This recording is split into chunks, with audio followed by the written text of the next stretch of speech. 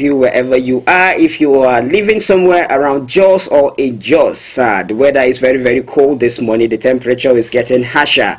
I think this morning is around 21.5 degrees Celsius. Wow, Jos is becoming like Russia gradually.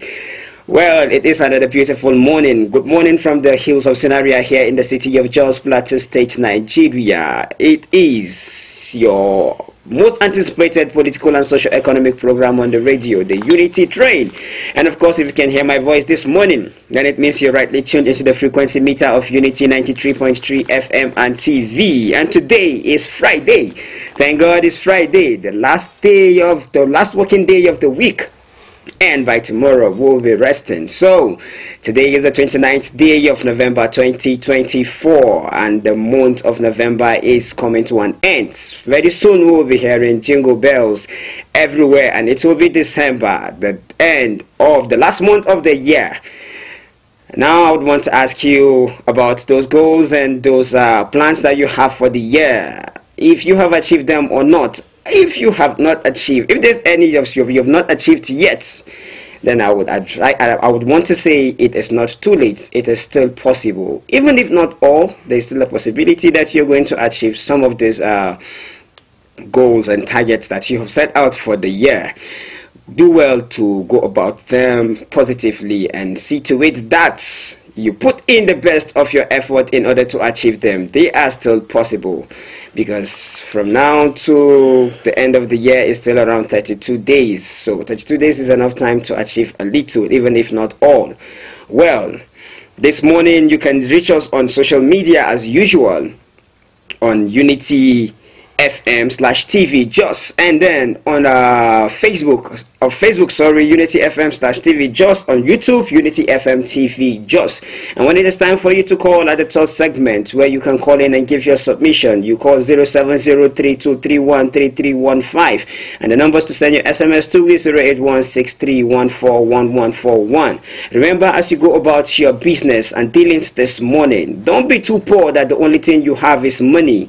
Value relationship, impact somebody's life in the little way that you can. Only that way can you prove to yourself and your conscience that you are human and that you are living in purpose. This morning I am going to be your uncle. My name is Michael Pedro, and I'm not alone in the studio. I am here with a voice that you have heard over and over again, the voice you long to hear on a daily. He is no other person but the person of Barrister Paul Zaruma. He's here seated with me in the studio, and I know he would want to say good morning to you, listener. Good morning, Barrister. Michael Pedro, good morning. Good morning, viewers. Good morning, listeners. Good afternoon, good evening, depending on where you are receiving these signals from. Thank you for having me once again this beautiful morning. Good morning, sir. You're welcome to the studio. As usual, you know how we do this program. We do it every day of the week: Mondays, Tuesdays, Wednesdays, Thursdays, and of course Fridays, 8 a.m. to 9:30 a.m. And we do this in 3 segments. The first segment is the newspaper review, where we bring to you headlines from different dailies as they appear. And the second segment is the segment we call the transit segment, where the analyst in the house is going to give input as to the contemporary issues that we have on newspaper and other issues that we find of interest. Well, the third segment is the segment I call your segment, the segment you can call in to give your input and submissions also.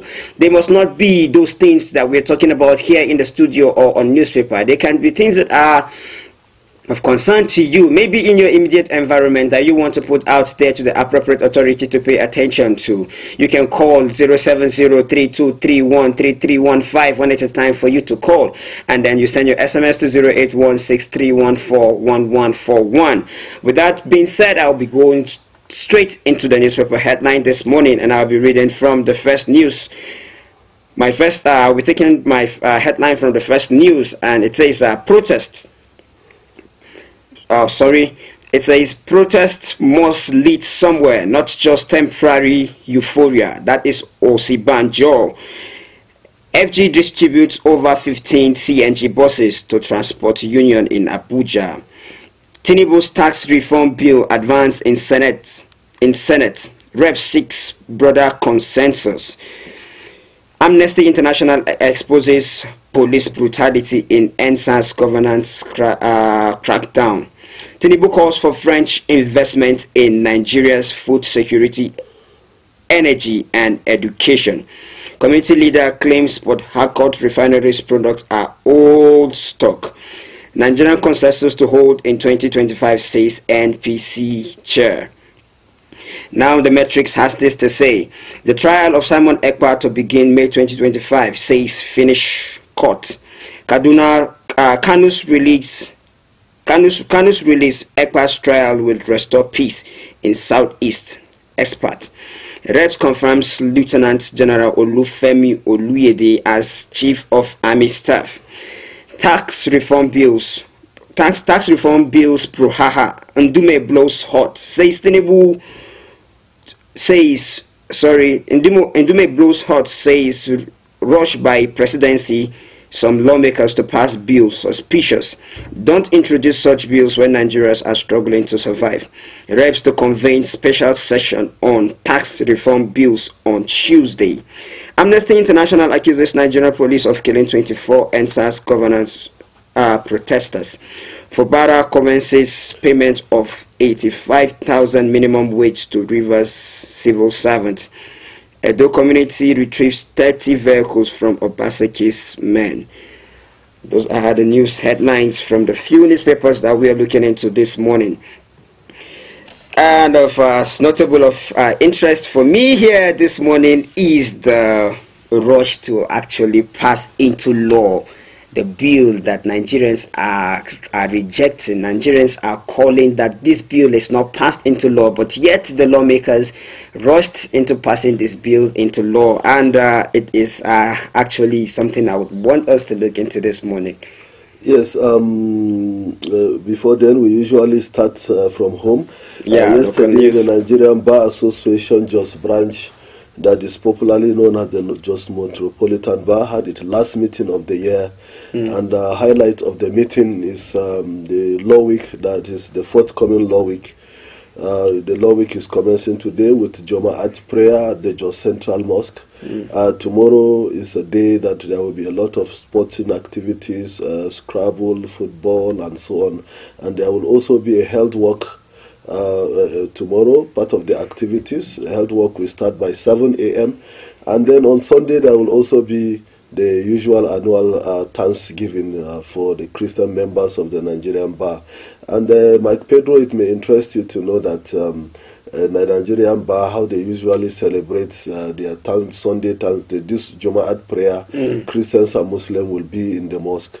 And then on Sunday, both Christian and Muslim will also be in that Thanksgiving in the church. That was what was recorded last year. This is to foster unity and to tell you that the Nigerian Bar Association is truly a kind of a brotherhood. So, and then the activity proper will commence on Monday, and it will be rounded up on Wednesday by a dinner.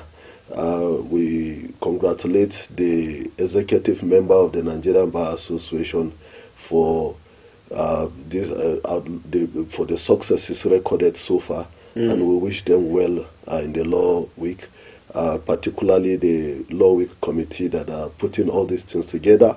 Barrister Damboyi is also doing a fantastic job there, and his team. We celebrate and congratulate them, and we wish them well and a successful law week event.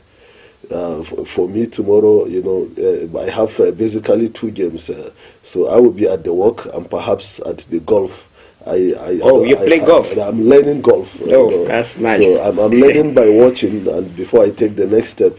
But my favorite stop, Mike Pedro, is swimming. I'm a very good swimmer. Yes, I can swim across Lamingo Dam. I was telling some of my friends, they were, how can you say you can swim across Lamingo Dam? I say, if you know how to swim, you will know how to rest even while swimming. Very so when you reach a particular point, you are tired, you rest inside the water.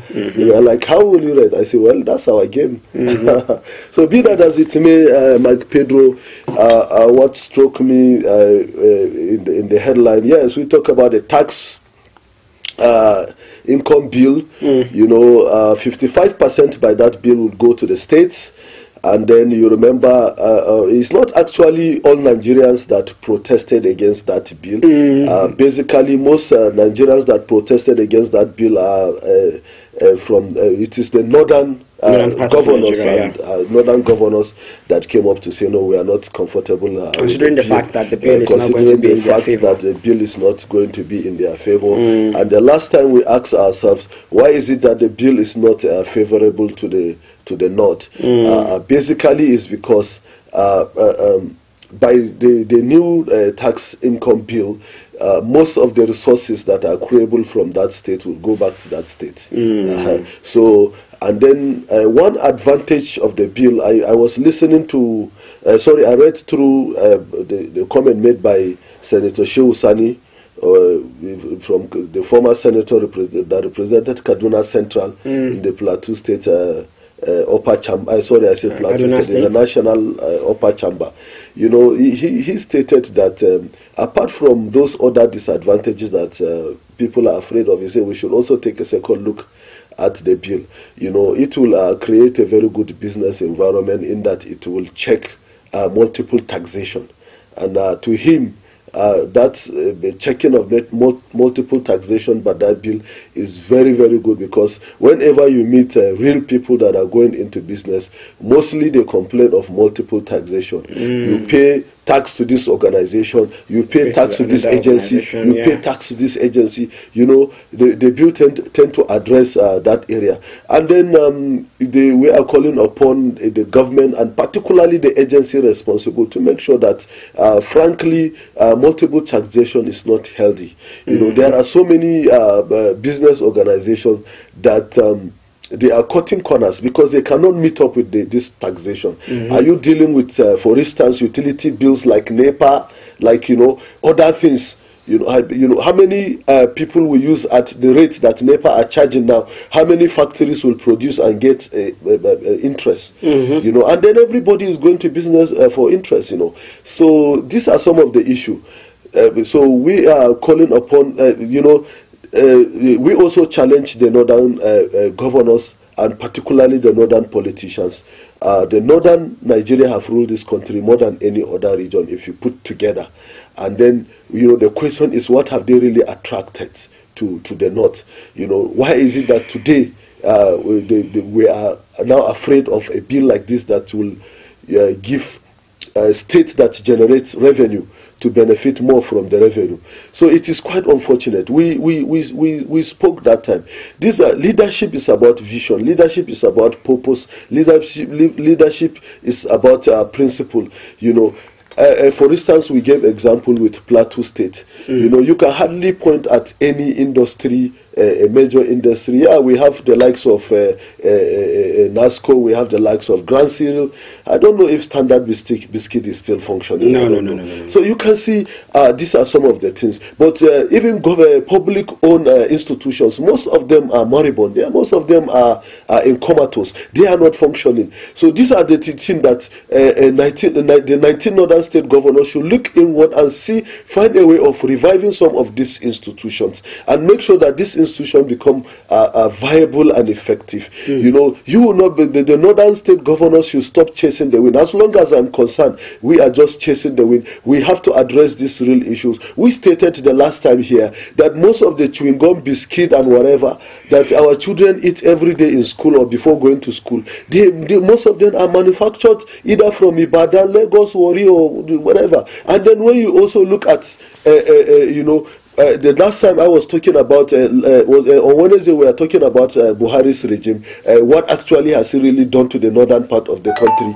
You know, he started oil exploration, but you know, there were a lot of assurances that in the next 2 years or whatever, the oil exploration will see the light of the day. Some northern part of the state, particularly between Bauchi and Gombe, will start producing oil. We don't know what happened about that project. These are some of the kind of things. If actually there are oil that is of marketable quantity in those areas, at least why is it that why are we not exploiting such things, so that at least so we should not, as long as I am concerned, this fight this grandstanding by the northern governors is chasing the wind, because whether we like it or not, some of these things have already been happening, only that they are happening in principle. They are not being captured in the law. You know, so you cannot, for instance, 13% derivation for the oil producing state is almost the same thing with what Asiwaju Tinubu is doing. It's only that he's extending the olive branch to states that are hitherto into other productions apart from oil. That is exactly what Tinubu is doing with the tax income bill. You know, so these are some of the things that the northern governors should look inward. The northern politicians, not only governors, should look inward. There are a lot of potential. There are a lot of raw materials in the north. There are look at the solid minerals deposit in Plateau State and Nasarawa and Niger State and Zamfara State. You know, most of the northern states have 1 or 2 deposits of solid mineral. What is it that the Ministry of Solid Mineral, Mines and Solid Mineral have done deliberately to explore some of these advantages? And then mostly is artisan miners that are into this, and most of these artisan miners are not actually the beneficiaries of this mining activity. It's the only thing you hear: so many people dying in the pit, so many people dying in mining every now and then the news has been in a recurring decimal almost on a weekly basis. What are the authorities really doing? Most of these youths, they are not working, they don't have any business to do, and that is, instead of resorting to either criminality, they decided to go into this. Now, I think the state governors should look inward and see these potentials. These potentials that we have. Every region, Nigeria is blessed. So every region have its own potentials. Every region have raw materials that can be harnessed for the benefit of that region.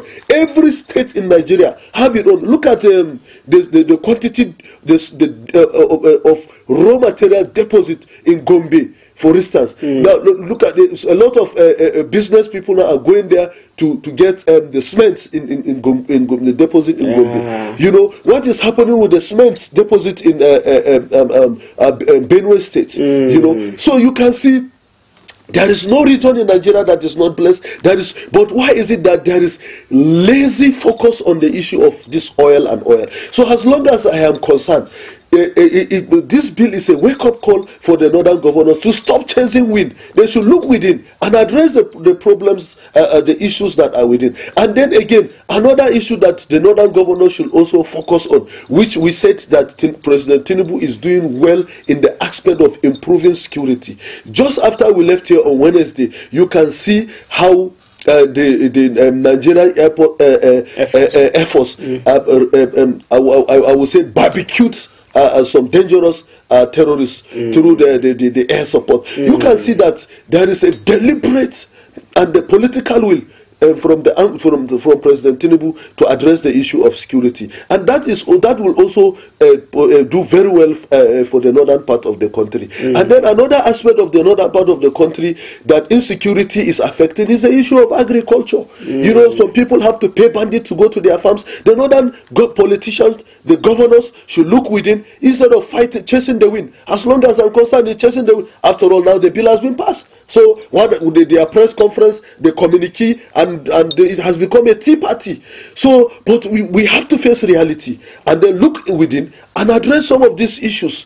You know, I am telling you, if you see how middlemen are making millions and billions in tin mining in Plateau State, billions.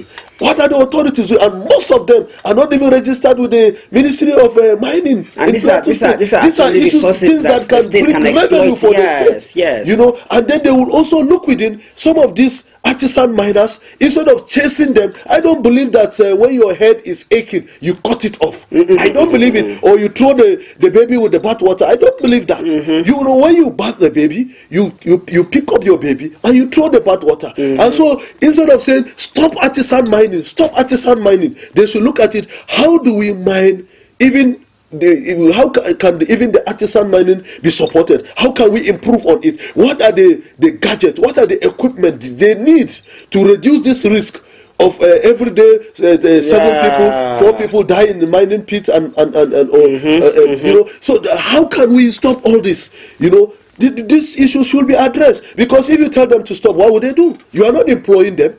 True. Some of them are not even employable. And you know, barrister, unfortunately, if you asked an average student in the school today in Nigeria, what economic system does Nigeria practice, they will tell you it's a mixed economy. Unfortunately, and that's a system of government that permits both the individuals and the government to own and properties or like companies and other investments. But you can hardly point at states in Nigeria today that are actually owing an investment, really into investments like that.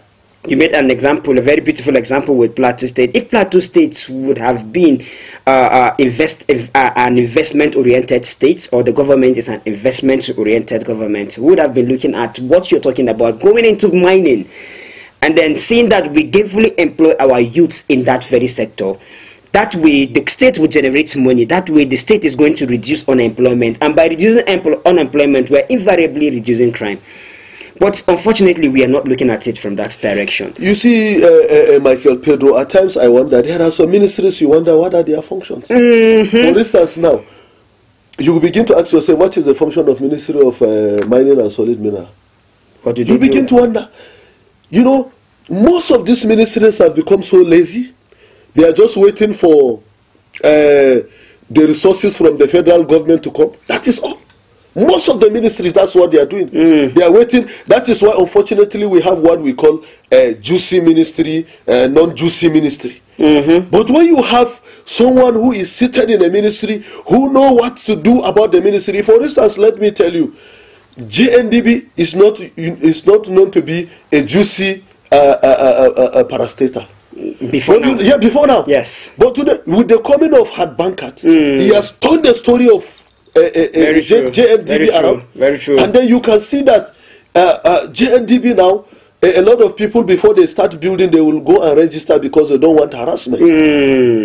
They know that this because they know that this institution, this institution is no longer that shadow institution. That shadow institution as a tattoo it used to be. And that is why we say, if you really want to have a good team, then you should bring in a combination of good players. True. Once you bring in a combination of good players, then you will make up a good team. You know, and then any player that is not performing very well, that is why for some of us we supported the cabinet reshufflement of President Tinubu, because, like for instance, I used to compare President Tinubu with the immediate past president because they are from the same political party. You know.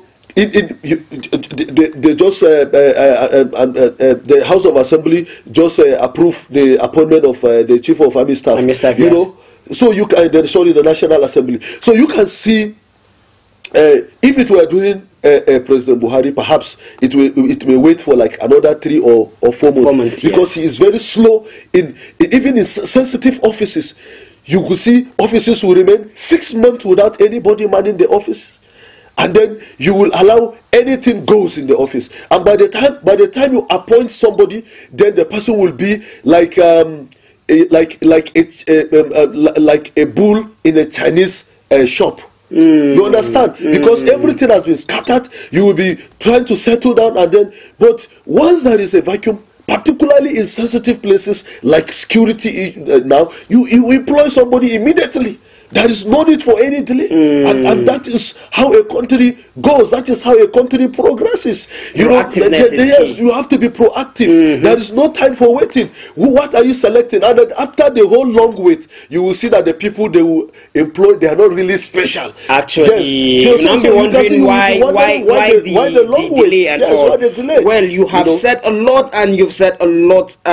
Even though I'm really interested in this topic, and when we come back, we are going to be looking more into this very topic, because it is a topic that should be given that due consideration. We'll be going on this very, very short break. When we come back, we will be having this conversation more in-depthly. Please stay tuned and don't touch that dial. Mr. Politician,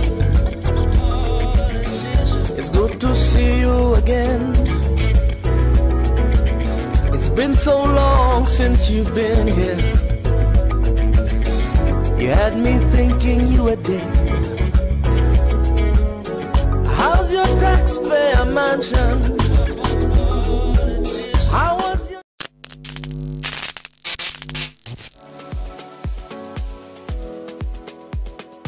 Are Are you bored and need some company? Get a TV experience like no other on Unity TV. We are turning up the hits with captivating TV shows, electrifying political programs, music, movies,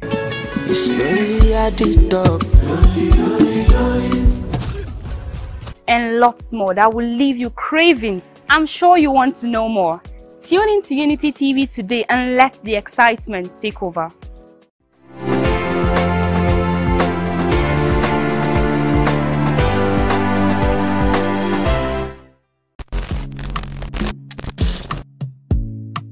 Get ready to be entertained and inspired by the incredible stories around the globe.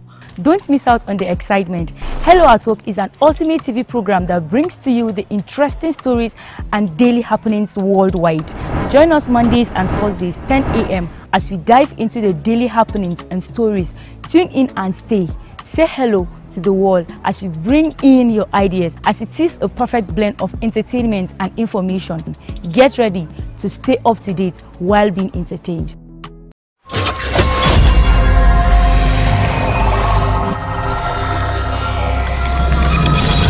Unity TV.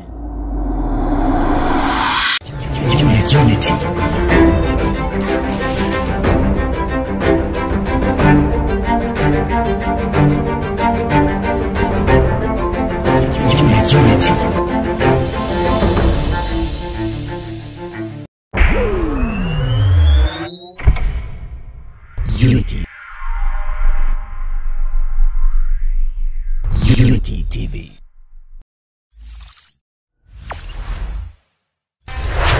Unity TV.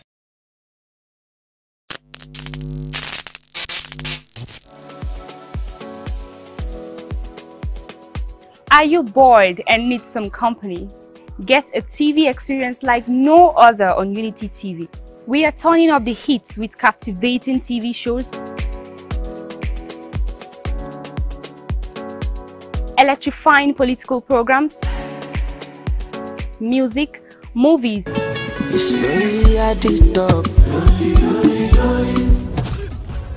and lots more that will leave you craving. I'm sure you want to know more. Tune in to Unity TV today and let the excitement take over.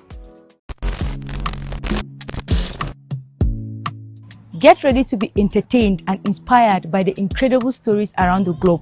Don't miss out on the excitement. Hello at Work is an ultimate TV program that brings to you the interesting stories and daily happenings worldwide. Join us Mondays and Thursdays 10 a.m. as we dive into the daily happenings and stories. Tune in and stay. Say hello to the world as you bring in your ideas, as it is a perfect blend of entertainment and information. Get ready to stay up to date while being entertained.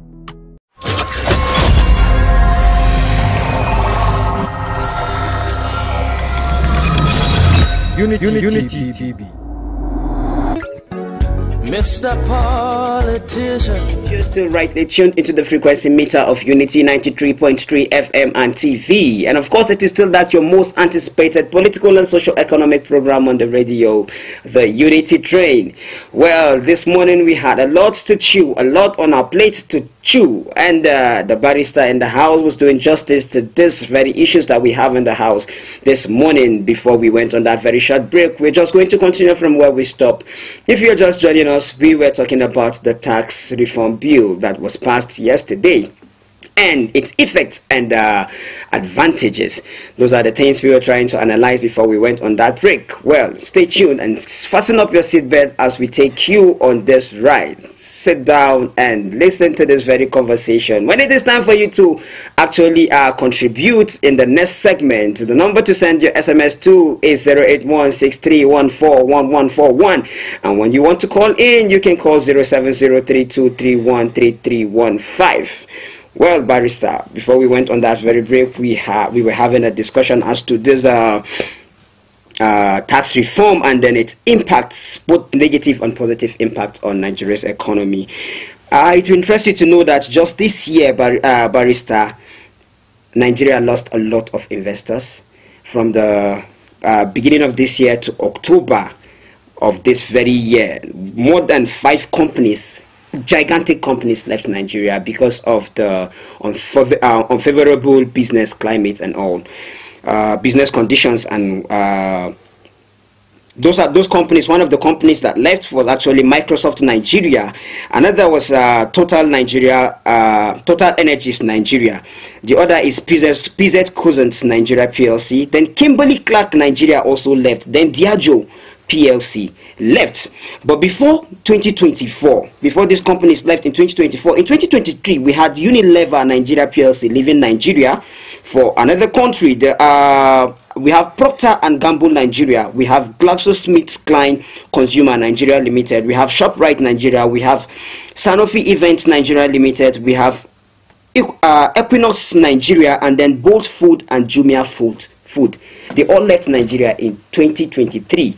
But then in 2024, notable of companies that actually left this country are these ones that I mentioned: Microsoft Nigeria, Total Energy Nigeria, PZ Cushons, Kimberly Clark, and Diageo PLC. They all left this country. Do you think it has something to do with taxation, excess taxation, or does it have to do with the unfavorable business climate in the country, or what do you think would be the reason why these companies will keep leaving Nigeria? Most of them gave their reasons before leaving. Some just quietly left the country. A few of them gave reasons.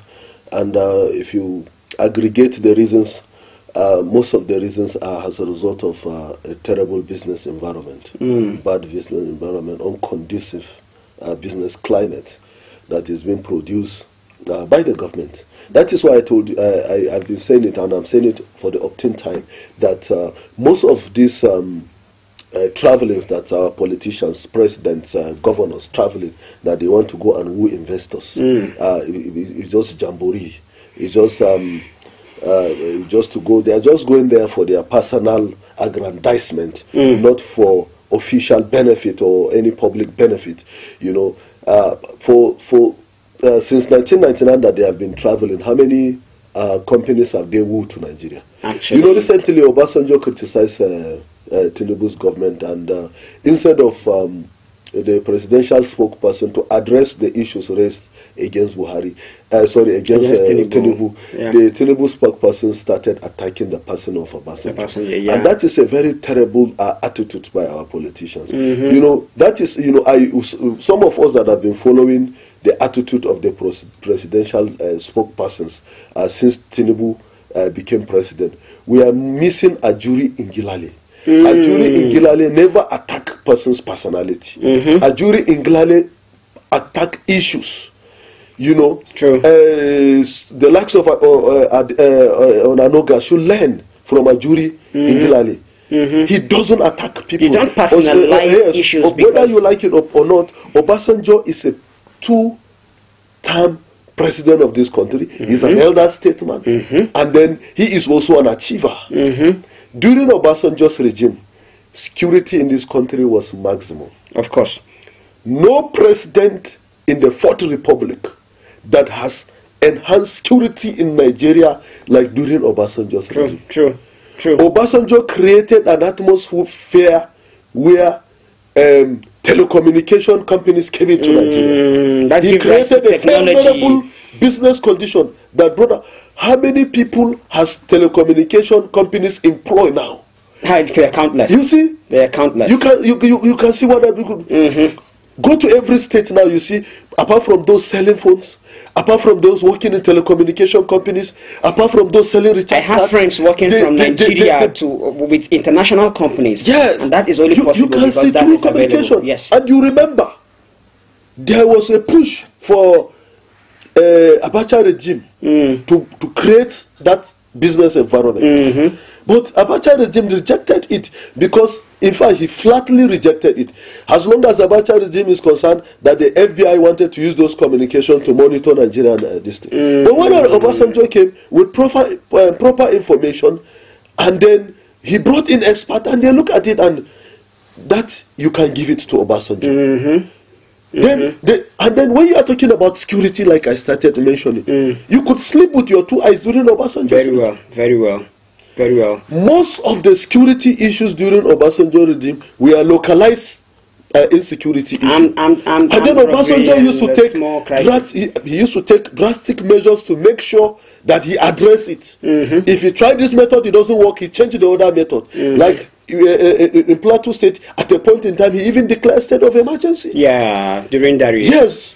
So you can see he used to take deliberate steps. Let me tell you, while Obasanjo outshined all the presidents when it comes to managing security, Obasanjo, when Oduduwa were messing up, killing OPC, people in Lagos, OPC, yeah. yes, OPC, Obasanjo dealt with them drastically.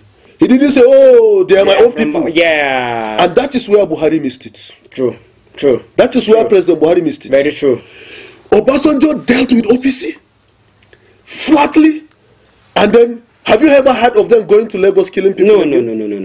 He didn't allow them to grow because they were coming a little baby snake that was gradually becoming dangerous. Obasanjo did not say, oh, this is a pan-Yoruba movement. True, you agree with me that if he had allowed them, they would have gone viral, they would have gone wild. Obasanjo dealt with them flatly, and then Bakassi boys came. Yeah. Initially, Bakassi boys, they were helping, they are vigilante, they are doing this. People started bribing them. If you are my competitor in business, I will bribe them to go and eliminate you with the claim that Obasanjo said, no, I will not take that. Have you heard of Bakassi boys again? No. Then there was this militia group in Benue State in Zakibiam. Kill military people, ambush them, mutilate them. Obasanjo said, what? You touch my soldiers. And then he took a drastic decision. Have you ever heard of a repeat of that in the military? Not at all. Not anywhere in Nigeria. None in the Fourth Republic. No president has managed security like Obasanjo. And when Obasanjo was dealing with the issue of Bakassi, nobody accused him of being biased. Nobody said, oh, you are killing our people. Nobody, because he started with his own people. True. You understand? True. But what happened during Buhari's regime? Buhari, they are foreigners. They are foreigners. They are on a revenge mission. It is a reprisal attack. And that was how they undermining my sovereignty. We are organizing amnesty for them. You know, we want to, while the victims, up till now, Mike Pedro, some IDPs, Nigerian IDPs are still in Cameroon. Plenty. We still have IDPs in Chad. True. We still have IDPs. So nobody is taking care of them. Mike Pedro, there was a time I went to Maiduguri. You know, I begin to wonder if we're in the same world. You could see a child of 7 years. What is your name? He will tell you his name. What is his village? You don't know his village. What is your father's name? He will tell you his father's name. What is your mother's name? He will tell you his mother's name. Where are they? He doesn't know where they are. Unfortunately. Because when these people come, everybody to your tent, oh Israel. And then that is this kind of people, nothing is being done to them. It's NGOs. They are not taking the responsibility that the government is supposed to take. That is an insult to I'm telling you. Government. And then the people who put them in that condition, you sew clothes for them. You sew them you clothes treat them like kings and princes. They come in a heroic entrance, in a triumphant kind of entrance. Merchandising terrorism, because that is what it is. Yes. You merchandise terrorism. Every other person would want to go into it knowing that he is going to be given amnesty. You can see how. So when the Tinubu spokespersons are attacking Obasanjo, I say no, you cannot. None of the president, Yar'Adua, Goodluck, Buhari, and Tinubu that has brought in technocrats like Obasanjo. I agree. Technocrat, none of them with you on this. In his ministerial appointment. I agree. He selected technocrats. I agree with you on now. This. The closest to him will be Jonathan. He wiped the debt of Nigeria. How many? When is he trying to borrow another money? And you are saying you want to attack the personality of someone who wiped the debt of Nigeria, a debt that has accrued throughout the military regime, the long range of military regime. Obasanjo wiped those debts. So at times it's laughable. Do you know? At this era of information, you cannot gaslight any Nigeria. The facts are there. True. So when you talk about security, and how much was fuel during Obasanjo? 65, if I'm not wrong. How many refineries were functioning during Obasanjo's time? So So I think instead of attacking the person of Obasanjo, just look inward and say, okay, some of the issues you address, we are working on it. That is Ajuri Ngilale's approach. He is a fantastic presidential spokesman. He has only done well in packaging Tinubu. And, you know, so, you know, with the coming in of Daniel Bola, let's see if Daniel Bola will act the necessary impetus. Because, you know, Ajuri Ngilale will say, yes, we know that the tunnel is dark, but at least there is going to be light at the end of the tunnel. And this, but when somebody wants to gaslight you and say, oh, Nigerians are not suffering. We are living in Nigeria, or you go and bring one statistic and say rate of employment has increased, GDP per capita has increased. Where are we seeing it? When people are hungry, people have packed their cars. So people are offering their lives because they cannot pay their bill. Then you are telling us that bringing in one statistic. We don't want all this propaganda. It will not. You would agree with me that during Obasanjo, there's this what do I call it? It's not the way it is right now, especially when it comes to the price of commodity in the markets. There's a possibility something goes high today and then tomorrow the price is reduced again because there are certain actions that are taken economically to make militate or reduce the how do I call it, control price in the market. But today, during this administration, whatever goes up never comes down. During Obasanjo, you will be hearing of Standard Organization of Nigeria. Are you hearing of it now? They were actually working. During Obasanjo, any minister, he will sack you. At times, he doesn't wait for federal executive meeting. He will just go there. Right from there, he will sack you. He will not wait for any consultation. If you mess up in the field, ministers were actually you are hereby doing the needful. Are you hearing of NAFDAC now? No. When Obasanjo sacked the then NAFDAC DG, Obasanjo sent that for the kind of quality he needed for the person to hand. When they brought in Dora Akunyili, Obasanjo, he had a story. He said, yes, I want a passionate person. I like someone like you. And look at how Dora Akunyili, we were taking Panadol in that before that time. We were taking chalk as Panadol in Nigeria. But Dora Akunyili came as simple as paracetamol and Panadol. We were taking chalks.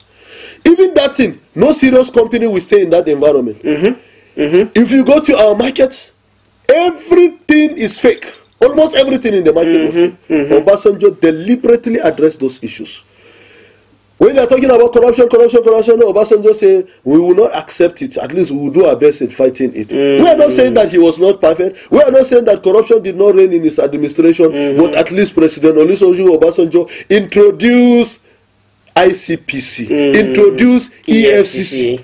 And when he wanted to employ the man he brought in Professor Akambi to head the ICPC, then brought in Nuhu Ribadu for EFCC. to handle EFCC. True. These are men of timber and caliber. These are people that have pedigree. And look at how Nuhu Ribadu drove EFCC. Not unlike what we are having now. They are only chasing those who have dreadlocks and those who have long beards. If they see young people driving cars, that's what they are chasing. Young boys that are into tech. Yes, as if it is a sin now in Nigeria for a young man to be a millionaire. Money. That's the question. I find myself wondering. Is it a sin for a young person in Nigeria to make money?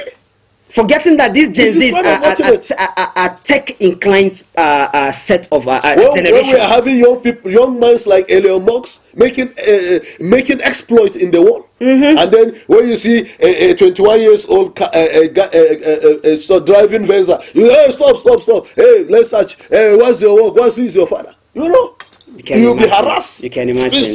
Simply because you are a successful young man. Can we grow a 21st century country like that? Not at all. You know, it's quite unfortunate. Not at all. You know, so we are calling on the presidential spokesperson to address the issues that President Olusegun Obasanjo raised. And then he is experienced. He's the two-time president of this country. So he has been in prison. He has been a military man. He has been a military president. He has also been a civilian president. He has the experience. So when he is advising, I think they should look within and say, okay, Sir, let's address these issues. We are working on it, and you give Nigerians hope, not gaslighting Nigerians. What Nigerians are seeing, you say Nigeria, no, that thing does not exist. I, for one, would have had more issues with the person of past President Obasanjo if he were quiet. His being quiet is more harmful than him speaking. Yes. Because of the truth, he has all the experience needed for him to speak. Yes. He has the pedigree for him to actually speak. He has both the pedigree and antecedents to speak. I know the reason why I'm saying this is it's not as if he's somebody that has not done it before. Yes. He has done it. Yes. He is in a country where things are not working. He has the answers to some of these problems because he once faced those problems in the past, and he employed some means and then in tackling them. So him saying today these things are wrong, to a person that is wise, you would come and seek for counsel. Yes. Sir, from your experience, what do you think we should do in order to put in place certain things that are wrong? But the first statement that came out was he ruled Nigeria with impunity. He's not qualified to actually speak. So, and then we are also not saying that Obasanjo's regime doesn't have their own shortcomings. Of course they do. This issue of privatization, it was during Obasanjo's regime, and it was terribly handled. So, but at least when we are talking about, because the handlers were trying to compare themselves with his regime instead of addressing some of the, or even attack his personality instead of addressing some of the issues he's raised. And that's why we are saying no, that's not the ideal approach. At least you would have looked in within and said, okay, yeah, in a democracy, criticism is a very essential ingredient of our democracy. Michael Pedro, you also raised a very important issue that Osibanjo mentioned, that protest shouldn't be a momentary referral; it should have a target. Oshibanjo has been quiet all this while. Yes. Since after the APC primaries. He has gone underground, and I have been also wondering why is it that he has not been lending his voice to some national issues. But so a couple of within the periods, Oshibanjo has raised a lot of issues. He has been quiet, but at least now he has spoken. Particularly, maybe he was invited to a particular event. That's why he made that statement. True. And that his statement also coincided with the data that was released by Amnesty International. They released the data yesterday. They said during the protest, Nigerian police have killed 24 protesters in the 6 northern states during the nationwide End Bad Governance protest between August 1st and August 10th in 2024. Now, according to the group, the brutal crackdown on the End Bad Governance protest is a clear manifestation of Nigeria's authorities' failure to respect and ensure the right to freedom of expression and peaceful assembly. From restricting protesters to certain places in Abuja, Lagos, and Port Harcourt, to attacks on journalists, the Nigerian police once again show that nothing has changed about its disregard for human rights and the rule of law. That's according to Amnesty International. Now, the country director of the Amnesty International Nigeria, Issa Sanusi, was unveiling a published report. So the report has actually been unveiled. He said the title "Bloody August." Nigerian government violent crackdown on End Bad Governance protests in Lagos. He said that 24 persons were allegedly killed in Borno, Kaduna, Kano, Katsina, Jigawa, Niger State with live ammunition at a close range. Sanusi said Kano has highest number of casualties with 12 persons. 3 killed in Borno, Jigawa, Niger, while 2 were killed in Kaduna and 1 killed in Katsina respectively. According to him, Nigerian police used excessive force against protesters during the nationwide End Bad Governance demonstration between that period. So you can see some of the things, but actually, we also have to also look at the side of the Nigerian police. We also have to also look at the side of Nigerian police. Some of the things that transpired was not actually protests. And unfortunately, Amnesty International, for me, I'm not encouraging extrajudicial killing or summary execution. But Amnesty International should have also balanced their reports. I am telling you, if not that Nigerian police really stamp her feet on the ground, maybe perhaps we wouldn't be here in this studio discussing. God forbid. So I think in making such reports, they should also look at the Nigerian police. They should look at their strength, and then also encourage them one way or the other, so that not only Nigerian police, the security, because even attacking the police alone is not also fair, because during that operation, during the NBAD governance, it wasn't only Nigerian police that was involved in that operation. Other sister agencies were also drafted into it. So I think this report and then Amnesty International, just like we have been saying, they have always been anti-security forces. The question is, I hope they have a deliberate program that they are doing to assist, support, and encourage our security agencies, particularly the police. Now, when I talk about deliberate program, it could be in terms of orientation. It could still involve some of further enlightenment. It could be in some of seminars, symposium, and so many other things. Because I am telling you, at times, when you meet with some of these officers, they don't have certain information. No, Recently, for truth, the Nigerian police is suffering in that very angle. So, and then again, are they also looking at the police and other security sister agencies, the military and other sister agencies, to see that what are their own challenges, and also push the government to address those challenges, or even intervene one way or the other, directly or indirectly. So I think Amnesty International should also be involved in such things, because we have had issues where if our military are attacking terrorists, Amnesty International will say, oh, they are violating their fundamental right, they are doing it, they are doing summary execution. They will make a lot of noise. And once the military have been ambushed, Amnesty International will not say anything. Once the terrorists attack camps, military camps, kill soldiers, kill police, they will, at times you will see some gory videos, propaganda videos, where they will lie down soldiers and police, slit their throats like animals. Amnesty International will not say anything. So I think Amnesty International should go for balance. If they are really talking about the interests of Nigeria, they should balance their information. They should look at the side of the security. Have they ever make mention of anything about the family of this security, these soldiers that have been killed? Some of them cannot even access their deceased husband's gratuity. Some of their children cannot even go to school now because their parents die fighting for this country. Have Amnesty International ever channeled their searchlight towards that direction? Well, these are some of the things that if we are pro-humanity, our security forces, they are also human beings. I was in Damaturu, I was in Yobe State during that NBAD governance protest. Frankly, Mike Pedro, what I saw in Yobe State was not a protest. It was a riot.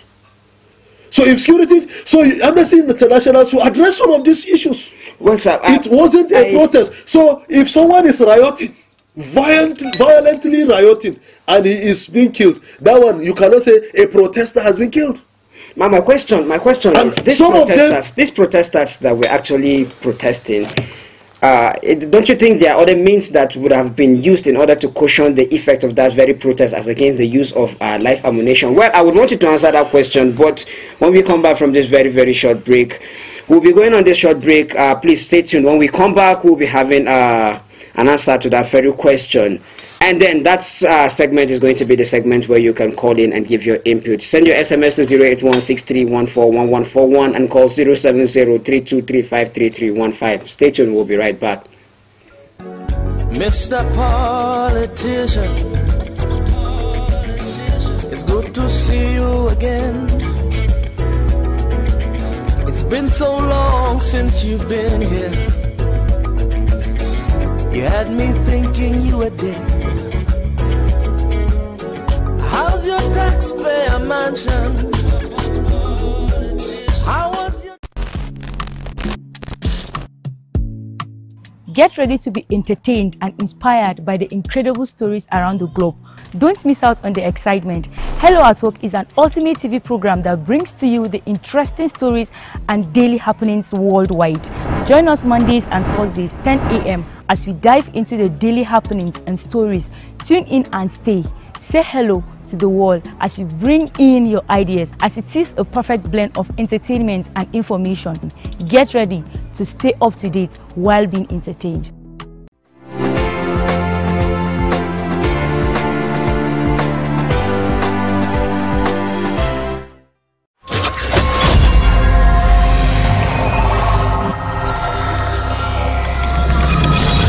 Unity TV.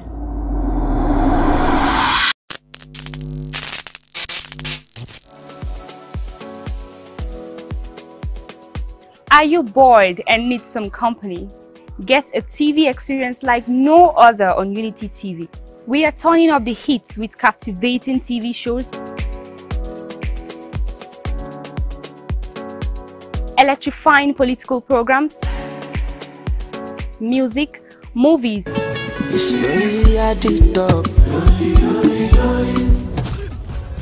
and lots more that will leave you craving. I'm sure you want to know more. Tune in to Unity TV today and let the excitement take over.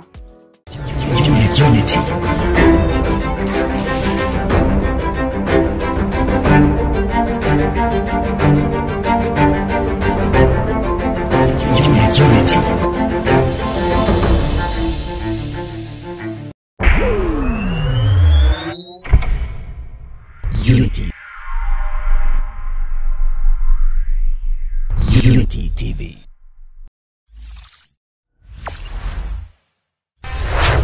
Unity TV.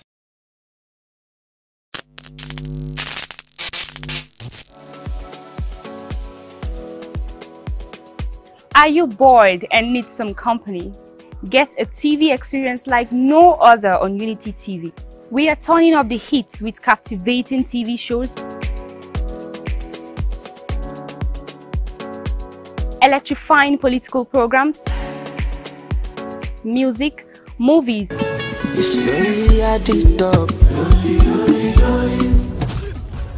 and lots more that will leave you craving. I'm sure you want to know more. Tune in to Unity TV today and let the excitement take over. Mr. Politician, it's good to see you again. Great. If you can still hear my voice, then it means you're still rightly tuned into the frequency meter of Unity 93.3 FM and TV. And of course, it is still that your most anticipated political and socio-economic program on the radio, the Unity Train. Well, this morning we've had a handful, we've had a lot to discuss this morning, a lot to digest, a lot of information to take home.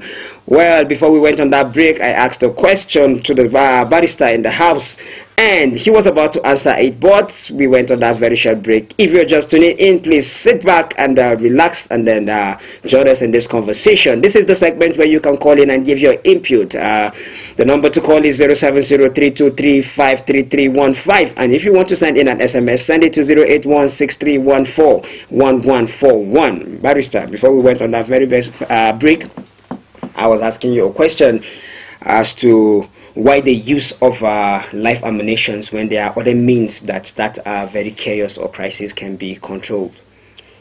Yes, the 1999 Constitution, as amended, has given Nigerian citizens the right to peaceful assembly, and then also the law did not also ignore unlawful assembly. So when you assemble, you have a goal, you have a target, and you are doing it peacefully, the Constitution guarantees and protects you. But when you form yourself into an unlawful assembly, the Constitution does not protect you. That is why where your right starts where it ends, another person's right starts. True. You should know that just like you have a right, your fellow citizens have also the right. True. If I have a right to protest, Mike Pedro, you have the right not to protest. So it is wrong, it is erroneous for you to force somebody to say, oh, because we are protesting today, Mike Pedro, you don't want to protest. Perhaps you are not even feeling fine. Perhaps you don't believe that protest is the best option, so you have the right not to protest. Then somebody will come with koboko to your house and say, hey, Mike Pedro, you must go out and protest. If you do not go out and protest, you become violent. That's where we, some of the, I will not say. So it is wrong for the police to use live bullet on protesters. It is wrong for the police to use disproportionate force on the protesters. But how about those who embark on riots? That is different between riot and protest. How about those who engage in criminality? How about those who engage in violence with impunity? I was giving you an example. I was in Damaturu during this, on the 1st of August. When it started in Damaturu, those young boys were holding cutlasses, go to hell, bamboo sticks, and other dangerous weapons, then guns. Can you call that a protest? If you are a security man, you have a gun, then someone is pointing at a damn gun at you, will you take that chances? Well, you now see, and even there in Damaturu, it was soldiers that was drafted there. And you know how volatile Damaturu is. true. So soldiers were drafted. Now, Amnesty will say, oh, you are using soldiers to stop protests, while it's not the work of soldiers to stop protests. Can you say those people holding then guns, those people holding cutlasses are protesters? No, certainly they are not protesters. The soldiers had to pave way for us. We narrowly escaped Damaturu. As we were arriving Potoskum, we were greeted with the more deadly violence. Everywhere in Potoskum that day was smoke. You don't even know where to go and how to start. And the only thing you could see, young boys with dangerous weapons. And what I saw was not a protest, it was a stealing spree. That wasn't a protest. So Amnesty, when giving some of their reports, they should balance it up with that reality. Now, but if person is peacefully protesting, that is not it. Like when we miraculously, there is a bypass to escape Potoskum. When we miraculously, thank God, my host is from Potoskum, so he was able to navigate my good friend Barrister Auta. He is an indigenous of Potoskum. He was able to. If I were the one, I would be left stranded. So we were able to navigate our way out of that danger. A private, one of the largest flour mill in Potoskum was burned down to ashes. It's a private, it's not a public flour mill. Are those not criminals? These are arsonists. You can't call them protesters. Is it that we don't know the difference between protest and criminality? These are arsonists. They are not protesters. Burn down the largest private flour mill in Potoskum to ashes. How long does this man envision that project? How much has he invested on that project? Just because somebody is hungry. You don't even know what he's even grappling with too. He is also grappling with the excruciating difficulty in the economy. So, can you call that protest? So, if we should not be gaslighting our security, we are not also saying that the security doesn't have their excesses. We have pointed some of their excesses, but they are also human beings. We should also put our legs on their shoes and balance it up. And that is the challenge to Amnesty. We came to Bauchi, Bauchi was peaceful. We came to Jos, Jos was peaceful. on a Friday, the Muslims were praying and the Christians were protesting them. And the protest in Jos was led by responsible people. The likes of Elbuba, the likes of Solomon Dalon, the likes of whatever. In fact, the protesters even rejected Solomon Dalon the day he came. Because they say, you were part of the problem, we don't want you to come and pollute this protest. He had to plead with them and plead with them to participate in that protest. To tell you how peaceful it was in Jos, until criminals also infiltrated it. Yeah. The actual protesters were those who were peaceful. But those ones that burn A1, destroy A1, they were criminals. But now they were arsonists. So they should be treated as criminals. And if the life of a security man is in danger, now he can maneuver and save his life. Will now be that, how do you get to differentiate a peaceful protester now as at the point of shooting or trying to control these very issues? I believe a lot of innocent ones that were actually protesters might, one way or the other, have been affected. Not everybody that died will be actually of course, a criminal. Where there is rancor and chaos, in most cases, you will even, in fact, the innocent people will be the people to become the victims, which is quite unfortunate. And then, just like what happened recently in the Federal High Court, that the Attorney General had to embarrassingly enter a nolle to free those young children. Assuming you even caught them in the act of criminality, there is a presumption of innocence on them. They should be treated as human beings. Once they are convicted, they should also be treated as convicts. But, you know, and that's why I say Amnesty International should also look at our security forces and see how they can help them too. Because our security forces, Mike Pedro, they will arrest you, they will say, hey, criminal, you're a criminal. And if you say, I'm not a criminal, they will slap you, they will beat you, they will do whatever they want to do. But why the Constitution say that the person is innocent? Until... Yes, and that the security does not have the power to pronounce you a criminal. The only person that has the power to pronounce you a criminal is the judge. True. True. But even when you are not committed any act of criminality, hey, you criminal, you're a thief. A lot of time you are forced, so already, to accept the crime that you didn't commit. Yes, already you are already convicted even before being taken to court. Well, and then once they go to the court with that mentality, I will round up by saying that without the need to give an example of how FBI prosecute, how CIA prosecute in America and whatever, let me give you a very standard example of how prosecution is being made here in Nigeria, that I want the EFCC to learn from, that I want the ICPC to learn from, that I want the Nigerian police, which is the major dominant prosecuting agency in Nigeria, because they have a general responsibility. The police have a general oversight responsibility. True. They can prosecute in almost every offense. True. Almost every offense. Which is why they should have the best of trainings. Yes, that's why they should have. Yeah. I am telling you, Mike Pedro, we don't need to cite an example with any foreign country. Let's cite an example with our own NDLEA.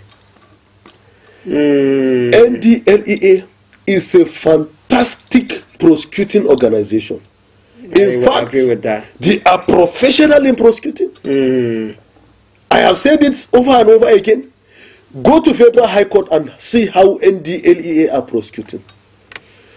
If they don't have evidence against you, there is no need. Of course, they go as far as conducting tests on you to confirm you are actually into drugs. If they assume there is no exhibit, no evidence, they will not waste their time. Nothing. They won't do anything to you. I am telling you, 99% of NBA cases, NDLEA cases, they used to win their 99%. True. Can Nigerian police have that record? True. I have a friend. But we have a situation whereby if you have a police, a case is a civil case. They will say, go and file the criminal charges against you. But NDLEA will not do that. When they don't have evidence, they will not take you to court. They will release you summarily. True, true. Why waste the time of the court? Waste the resources of government? Waste the time of the innocent person when you know that you don't have any evidence against him, or when you know that you don't even have the jurisdiction to prosecute because you are a criminal prosecuting agency, not a civil prosecuting agency. When will you go and begin to try to garnish and then embellish a criminal a civil issue and give it a criminal coloration, and then at the end of the day the person will be discharged and acquitted? It's really unfortunate, but then thank God we have an agency we can point at our hands at that are actually getting it right, and then other sister organizations can actually learn from. Well, on Facebook, I have some few comments on Facebook that I am going to read out, but it is time for you to actually call in and give your input. The number to call is 07032353315, and when you want to send in your SMS, send it to 08163141141. This one says, good morning, Mr. Pedro and Barrister Paul Zaruma, Professor Bambeyi. May Almighty Allah bless you all for always increasing our knowledge and promoting peace. Thank you. From Aliwu Maza. Thank you, Aliwu Maza. This one says, hello, good morning, Mr. Presenter and the guest. I am watching you live from Kamba, Kebbi State. Wow. Thank you, Mr. Garba Nahali, Kamba, Kebbi State.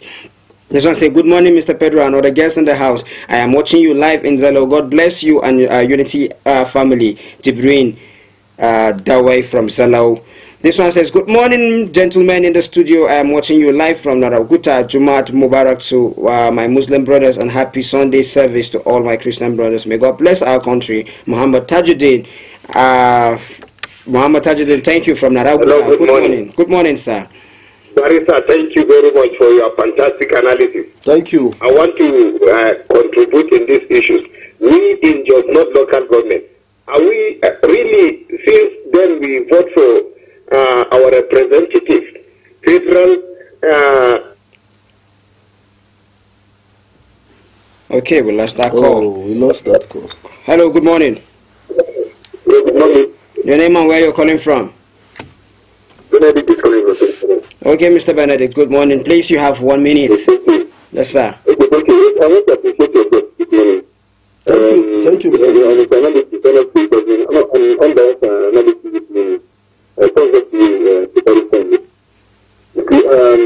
We talk about this particular controversial, very controversial reform bill. I don't know. I really don't understand. I don't have the document. I don't also have the full details of what that particular document of the bill says. But I want to sincerely say this, even though I don't know. The what I sincerely know is this, that the interest of the common man is not captured on that particular tax reform bill. The reason is this. The taxes that Nigerians have been paying so many over years, government after government, party coming, party goes out, the PDP has actually been there, the APC is here now. The common man has not benefited from the taxes that they pay. And let me also say this, that the National Assembly strictly finds that particular bill because they intend to benefit from what the masses are going to contribute to the center. And that contribution of the masses to the center, that is where it takes money to maintain all the luxury cars, maintain all the allowances, maintain all the salaries, maintain even all the traveling allowances. And that's the reason why the democratic party in Nigeria is not capturing the interest of the common man, but of the electorate. If not so, why do you want to bring this tax reform bill at this particular time and season? What do you want to renew? Maybe you have increased the price of petroleum by up to 6 times in 1 year. You increase the price of petroleum 6 times in 1 year, and Nigerians are crying. People no longer move around with their babies again, and you are bringing in a tax reform bill. I think that the current president of Nigeria does understand the price of the people is actually preparing over. And if the price of Nigerians are going to wake up and tell him, look, if you are actually comfortable in your house in Abuja, and you have an effective ability to travel all over the world, Nigerians are suffering, Nigerians are crying. And if the going to punish us again in this particular group, the interest of the common man is not being captured. I want to talk quickly before I go. Our brother, the Barrister mentioned about the issue of the Amnesty International. Look, I have not been a fan of the Amnesty International, but I must tell you that the Amnesty International cited why some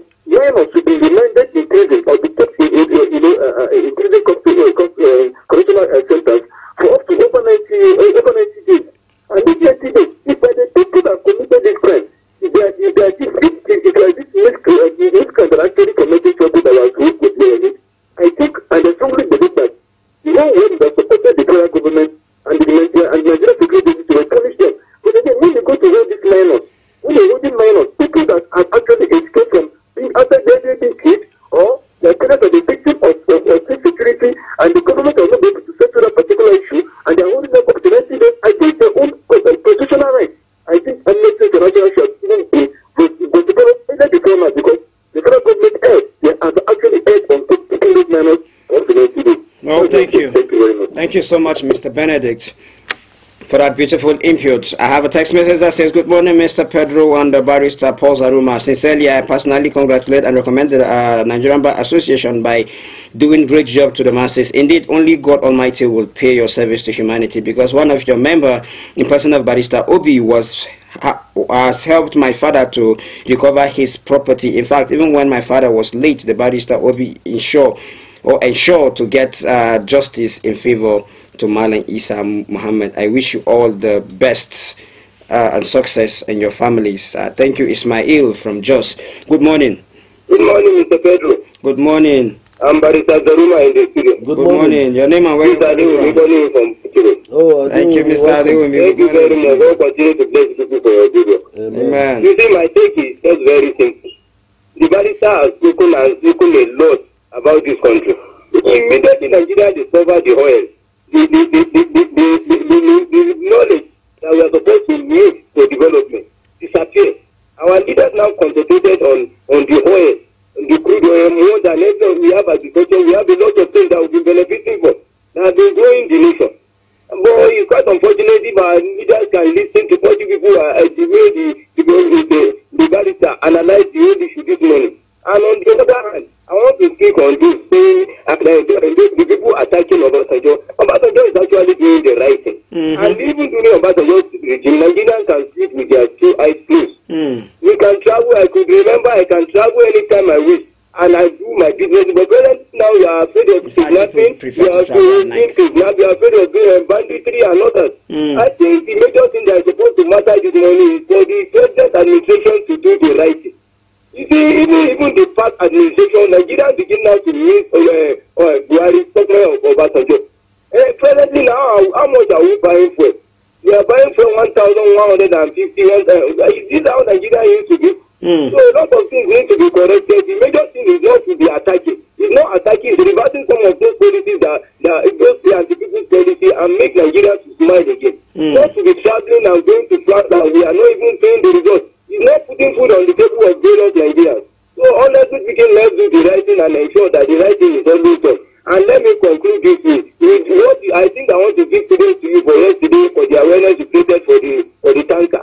And for people compliant. Honestly speaking, I'm so happy and I please. Thank you, Mr. Adewumi. Thank you. This morning again, another trailer run into a business area in Perimbeda. Just this morning. So I don't know. Please, I think the local government should help us. People driving at night, once it's 9 o'clock, you just have to have your heart in your hand. Because if the way trailers drive at night, that please they should be corrected. If there is those that will help us to even take care of checkmate the movement of trailer by night, because if you stay out till 9 o'clock in the night, then you have to be careful. Thank you, and God continue to bless you people for your video. Thank you so much, Mr. Adewumi, for that beautiful insight you just gave this morning. Good morning. Good morning. Good morning. Your name and where you're calling from? Okay. You have 1 minute. Hello? Hello. Yeah, you have 1 minute. Okay, unfortunately, I lost that one. I am going to use this opportunity to actually call on the appropriate authority this morning, especially the police and the civil defense. On my way coming to the studio this morning, I saw somewhere around Jenta at the Mu Axis, 2 cultists were being killed. This very morning they were killed, and this is because this week, some days back, I spoke about the rate at which this cultism is thriving around this Jenta, the Mugadabi, Rukuba roads, Utan, Faringada, and to the water axis. It is becoming alarming, and I'm calling on the police to do something about this. the refusal of the police to actually take decisive action on this very issue was the reason why, might be the reason why the people are beginning to react, because these places are becoming very, very unconducive. Once it's 6 o'clock, you cannot move with your phone. You have to leave your phone to go and buy something outside. They attack both cultists. Before, they used to say it's just the rival groups that they attack, but in recent time, there's this person they killed somewhere around Bayantati in Jentadamu, and this person is not even a cultist. They came and then shot him to death in the presence of his wife. Well, this morning 2 of them were killed, and then I'm calling out the police authority to actually do something about Jentadamu, Gadabu, Yutan, Rukuba Road, and to do other access. It is becoming unbearable. Please, we need your intervention. Good morning. Good morning. Morning. Your name and where you're calling from? My name is Ibrahim Babel. Okay, please, Ibrahim, you have 1 minute. I am calling you from Siripera. Okay. This road, this line, you take this off. And people. Ibrahim, we're not really getting you well. In case you still want to talk, you can call us. You can call us and say what you want to say. You have to shift from where you are a little because your network is really, really bad. Good morning. Okay, I lost that caller too. I lost that call too. Sorry, not the caller. It's English. It's difficult sometimes. I said I lost that caller. I lost that call. Good morning. Hello. Yeah, good morning. Your name and where you're calling from? Yeah, thank you very much. My name is Sadiq Kumar. I'm calling from ETNC Junction. Okay, Sadiq. Mr. Sadiq, you have 1 minute. Yes, I like to connect with guests that spoken very, very well. And actually, he has spoken a lot about Nigeria, and it's very, very unfortunate the kind of system, the kind of leadership that we are facing in Nigeria, especially since comments of APC regime in Nigeria. You see, we cannot blame Obasanjo. I think that is the only patriotic leader that always come out and take the fact of what is happening in the present economy. I think if the other leaders will come out and take the fact and advise the incumbent presidency, you can get it right. When we look at what we are facing in this present administration, actually,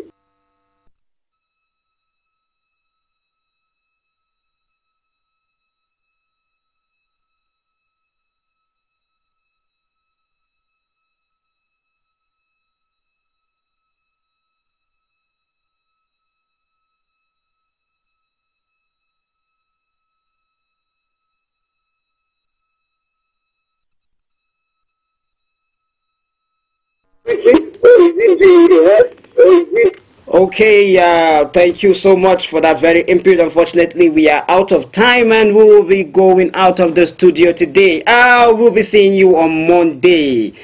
Unfortunately, tomorrow is Friday, Saturday, and next tomorrow is Sunday. It is a weekend, and I pray you have the best of the week even as you go about your business. The best of the weekend, I mean, even as you go about your business. We'll be signing out and we'll be back here, right back here on Monday, same time, same station. Please stay tuned when it's time for you. Next week, Monday, I cannot wait for you to actually tune in, and then let's have and continue from where we stopped. Let's lend our voice to the cause of humanity and Nigeria at last, and advance the cause of Nigeria. It is our responsibility to do so. Have a blessed day and God bless you. Bye. Mr. Politician, it's good to see you again. It's been so long since you've been here. You had me thinking you were dead. How's your taxpayer mansion?